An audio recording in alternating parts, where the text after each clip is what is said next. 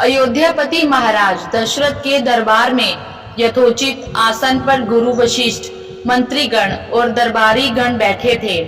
अयोध्या नरेश ने गुरु वशिष्ठ से कहा, हे गुरुदेव, जीवन तो क्षण भंगुर है और मैं वृद्धावस्था की ओर अग्रसर होते जा रहा हूँ।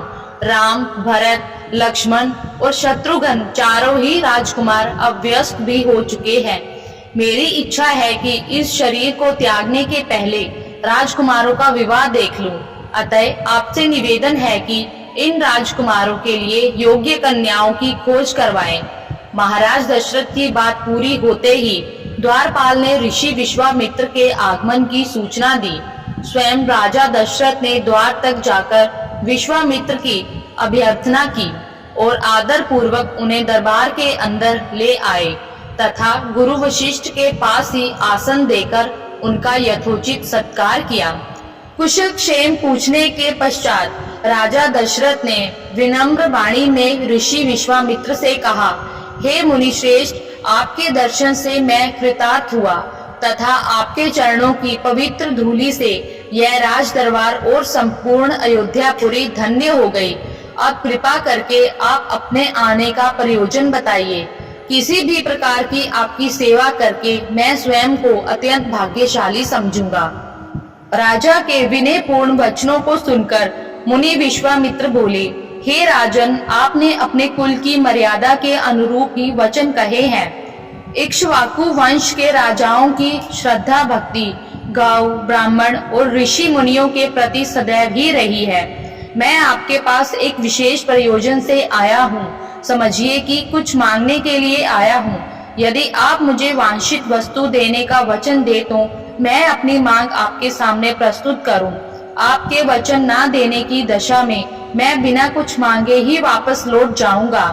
महाराज दशरथ ने कहा, हे ब्रह्मा ऋषि, आप निसंकोच अपनी मांग रखें। संपूर्ण विश्व जानता है कि रघुकुल के राजाओं का वचन ही उनकी प्रतिज्ञा होती है। आप मांगो तो मैं अपना शीश काटकर भी आपके चरणों में रख सकता हूँ। उनके इस वचन से आश्वस्त ऋषि विश्वामित्र बोले, हे राजन, मैं अपने आश्रम में एक यज्ञ कर रहा हूँ। इस यज्ञ के पूर्णाहुति के समय मारीच और सुबाहु नाम के दो राक्षस आकर रक्त, मांस आदि अपवित्र वस्तुएं यज्ञ वेदी में फेंक देते हैं। इस प्रकार यज्ञ पूर्ण नहीं हो पाता। ऐसा वे अनेक बार कर चुके हैं।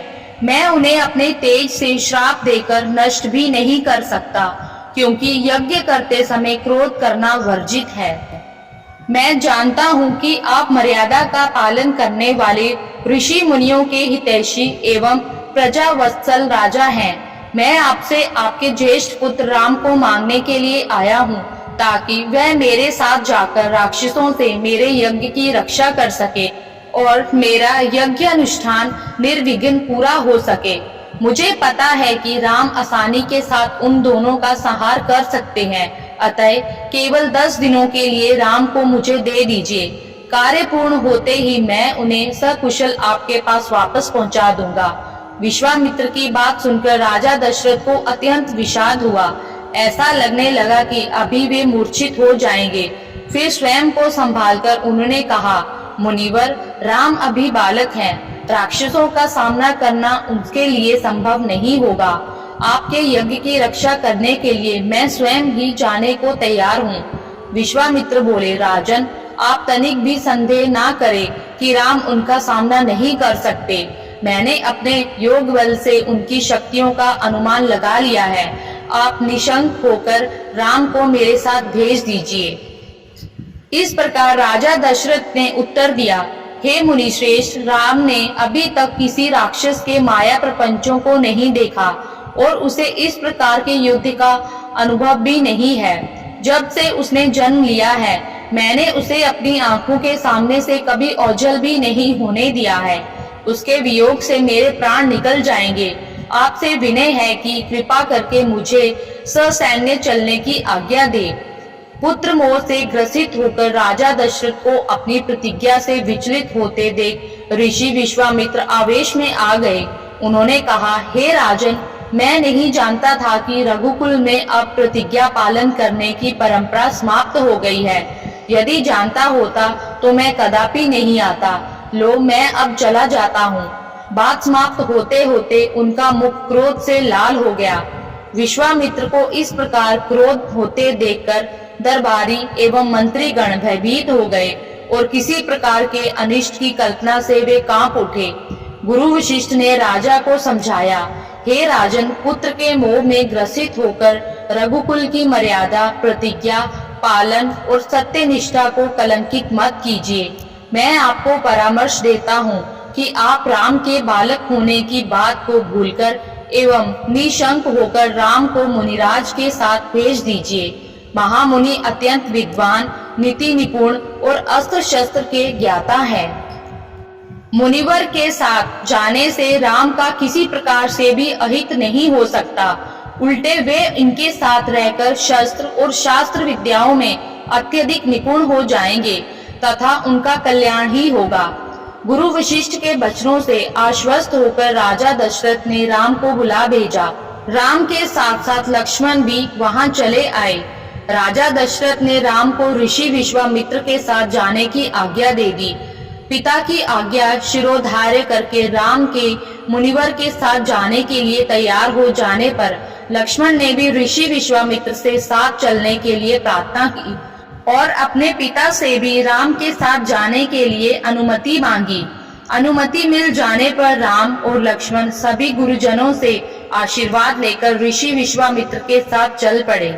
समस्त अयोध्या वासियों ने देखा कि मंद धीर गति से जाते हुए मुनि श्रेष्ठ विश्वामित्र के पीछे पीछे कंधों पर धनुष और तरकस में बाण रखे दोनों भाई राम और लक्ष्मण ऐसे लग रहे थे मानो ब्रह्मा जी के पीछे दोनों अश्विनी कुमार चले जा रहे हों।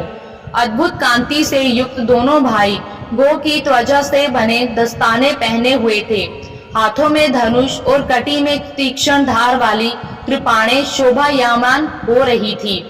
ऐसा प्रतीत होता था मानो स्वयं शौर्य ही शरीर धारण करके चले जा रहे हों। लता वृक्षों के मध्य से होते हुए 6 कोस लंबा मार्ग पार करके वे पवित्र सरयू नदी के तट पर पहुंचे। मुनि विश्वामित्र ने स्नेह युक्त मधुर वाणी में कहा, हे वत्स, अब तुम लोग सरयू के पवित्र जल से आचमन स्नान आदि करके अपनी थकान दूर कर लो। फिर मैं तुम्हें प्रशिक्षण दूंगा। सर्वप्रथम मैं तुम्हें बला और अति बला नामक विद्याएं सिखाऊंगा। इन विद्याओं के विषय में राम के द्वारा जिज्ञासा प्रकट करने पर ऋषि विश्वामित्र ने बताया, ये दोनों ही विद्याएं असाधारण हैं। इन विद्याओं में पारंगत व्यक्तियों की गिनती संसार के श्रेष्ठ पुरुषों में होती है। विद्वानों ने इन्हें समस्त विद्याओं की जननी बताया है। इन विद्याओं को प्राप्त करके तुम भूख और प्यास पर विजय पाओगे। इन तेजोमय विद्याओं की सृष्टि स्वयं ब्रह्मा जी ने की है। इन विद्याओं को पाने का अधिकारी समझकर मैं तुम्हें इन्हें प्रदान कर रहा हूँ।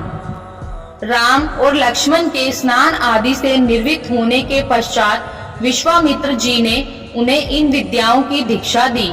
इन विद्याओं के प्राप्त हो जाने पर उनके मुखमंडल पर अद्भुत कांति आ गई। तीनों ने सरयू तट पर ही विश्राम किया। गुरु की सेवा करने के पश्चात दोनों भाई तृण शय्याओं पर सो गए। धन्यवाद।